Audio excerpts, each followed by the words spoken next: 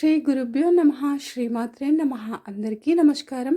శనివారం చాలా మంచి రోజు. ఎందుకంటే ఇది శివరాత్రి ముందు వస్తున్నటువంటి శనివారం కనుక ఈ రోజున వేప చెట్టు దగ్గర ఇది పాతి పెట్టండి చాలు.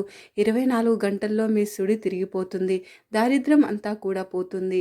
అద్భుతమైనటువంటి ఫలితాలు వస్తాయి. మీ జాతకం అద్భుతంగా మారిపోతుంది. జాతక దోషాలు అన్నీ కూడా పోతాయి.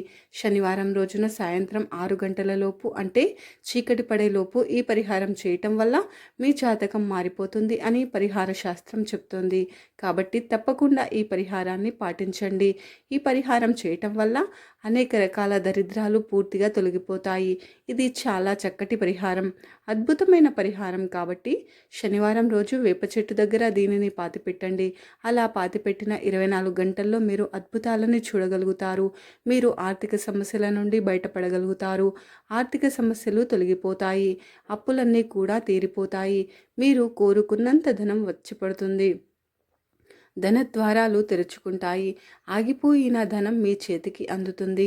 రావాల్సినటువంటి లోన్లు వస్తాయి. కాబట్టి శనివారం రోజు ఇంటి దగ్గరలో వేప చెట్టు ఉన్నవారు అందరూ కూడా ఈ పరిహారం చేసుకోండి.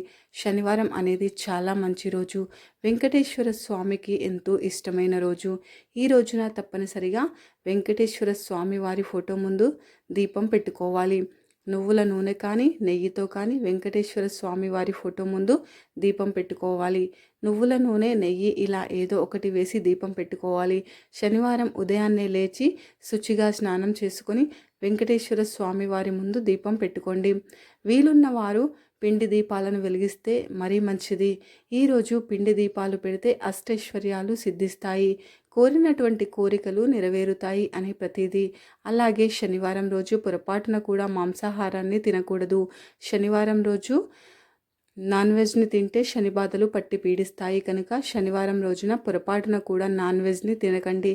ఏ రూపంలోనూ కూడా నాన్ వెజ్ని అస్సలు తినవద్దు. అలాగే శనివారం రోజు నలుపు రంగు దుస్తువులని ధరించవద్దు. అలా ధరిస్తే అనుకున్న కార్యాలు జరగవు, శుభ ఫలితాలు అనేవి రావు. ఇక ప్రత్యేకంగా ఈ శనివారం రోజు వేప చెట్టు దగ్గర దీనిని పాతి పెడితే చాలు, మీ సుడి తిరిగిపోతుంది అని శాస్త్రాలు చెప్తున్నాయి. మరి శనివారం రోజు వేప చెట్టు మొదట్లో ఏం పాతి పెట్టాలి అనే విషయాన్ని ఇప్పుడు మనం ఈ వీడియోలో వివరంగా తెలుసుకుందాం. శనివారం రోజు వేప చెట్టుకు విపరీతమైనటువంటి శక్తులు వస్తాయి. వేప చెట్టు లక్ష్మీదేవి యొక్క స్వరూపం. వేప చెట్టు అమృత తుల్యమైనది. లక్ష్మీదేవితో పాటుగా ముక్కోటి దేవతలందరికీ కూడా వేప చెట్టు అంటే ఎంతో ఇష్టం. వేప చెట్టుకు అతీత శక్తులు ఉంటాయి. మన కష్టాలని తొలగించి జీవితాలని అద్భుతంగా మార్చేసే శక్తి వేప చెట్టుకు ఉంది. మన ఆరోగ్యాన్ని మెరుగుపరిచి ఆరోగ్య సమస్యలను తొలగించే శక్తి కూడా ఈ వేప చెట్టుకు ఉంది. కనుక శనివారం రోజు వేప చెట్టు దగ్గర ఈ ఒక్క వస్తువుని పాతి పెడితే చాలు, 24 గంటల్లో మీ సుడి తిరిగిపోతుందని పరిహార శాస్త్రం చెప్తుంది. ఏమీ లేదు, శనివారం రోజు చక్కగా 2 లవంగాలు, టీ స్పూన్ ఆవాలను తీసుకొని మీరు దగ్గరలో ఉండే వేప చెట్టు దగ్గరకు వెళ్ళండి. ఎందుకంటే లవంగాలు, ఆవాలు చాలా శక్తివంతమైనవి. సమస్యలను తొలగించే శక్తి వీటికి ఉంటుంది. పరిహార శాస్త్రంలో వీటికి చాలా ప్రత్యేక స్థానం ఉంది. శనివారం రోజు లవంగాలతో ఆవాలతో పరిహారం చేస్తే 100% ఫలితాలు వస్తాయి.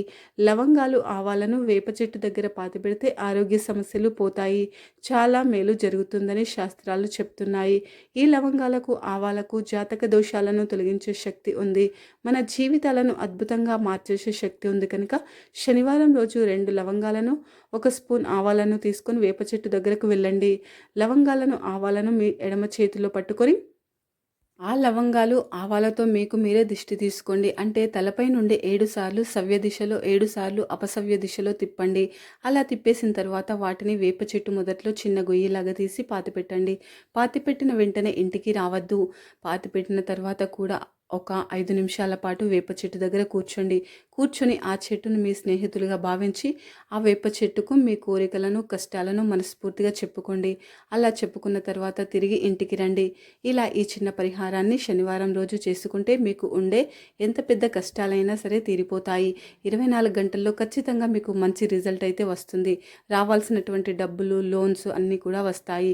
సుడి తిరిగిపోతుంది, సమస్యలు పోతాయి. కనుక అందరూ కూడా ఈ వేప చెట్టు దగ్గర ఈ చిన్న పరిహారాన్ని చేసి శుభ ఫలితాలని పొందండి. ఈ వీడియో కనుక మీకు నచ్చినట్లయితే లైక్ చేయండి, షేర్ చేయండి. హరహర మహాదేవ్ అనే చిన్న కామెంట్ పెట్టండి. అలాగే సబ్స్క్రైబ్ చేసుకోవడం మర్చిపోకండి ఫ్రెండ్స్. ధన్యవాదములు.